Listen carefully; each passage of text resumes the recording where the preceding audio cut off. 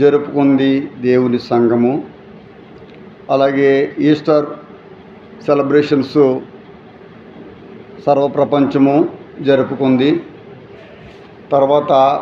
Easter తర్వాత మొదటి వారంలో మనము ప్రవేశించి దేవుని యొక్క వాక్యానికి, దేవుని యొక్క మన్నా వినడానికి మనము సిద్ధపడి ఉన్నాము కనుక దేవుడు లేఖనములను లోక సువార్త 19వ అధ్యాయం నుండి చూపించబోతూ ఉన్నారు.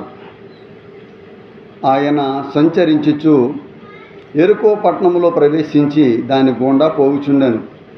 ఇదిగో సుంకపు గొత్తదారుడును ధనవంతుడునైన జక్కయ్య అని పేరు గల ఒకడు యేసు ఎవరో అని చూడగోరెను గాని పొట్టివాడైనందున జనులు గుంపు కూడింటి వలన చూడలేకపోయాను.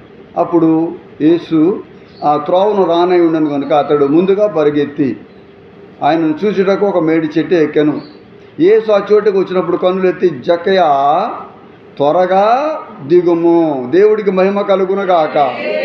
జక్కయ్య త్వరగా దిగుము, నేడు నేను నీ ఇంట ఉండవలసి ఉన్నదని అతనితో చెప్పగా అతడు త్వరగా దిగి సంతోషముతో ఆయనను చేర్చుకొనెను అనేటువంటి మాటలు నేను చెబితే చాలామందికి వచ్చే ప్రశ్న ఏంటంటే, అయ్యా ఈ యొక్క గ్రంథం, ఈ మాటలు చాలాసార్లు మేము విన్నాం కదా, జక్కయ్య గురించి చిన్నపిల్లలకు చెప్పండి కానీ మాకెందుకు చెబుతారు అని మీరు అనుకోవచ్చు. నిజమే,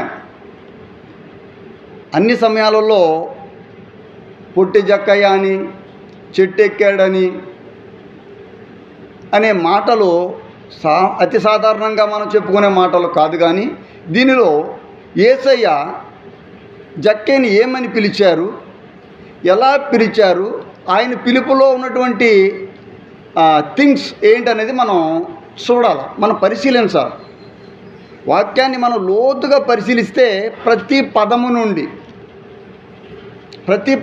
మనం నేర్చుకోవాల్సింది చాలా ఉంటుంది. యేసయ్య అంటున్నాడు జక్కయ్యతో, త్వరగా దిగుము, దేవుడికి మహిమ కలుగునుగాక, త్వరగా దిగుము అనేటువంటి విషయాన్ని మనము ధ్యానించాలి. ఎందుకు త్వరగా దిగాలి? త్వరగా అనే పదం పరిశుద్ధ గ్రంథంలో చాలా చోట్ల, బోత్ ఇన్ ఓల్డ్ టెస్టమెంట్ అంటే పాత నిబంధన గ్రంథంలో, కొత్త నిబంధన గ్రంథంలో కూడా చాలాసార్లు వాడబడింది. కానీ ఆ పదం ఎందుకు వాడబడింది? ఎవరు వాడారు? ఎవరు త్వరగా దేవుణ్ణి చేర్చుకున్నారు? త్వరగా చేర్చుకోకపోతే వచ్చే నష్టం ఏమిటి?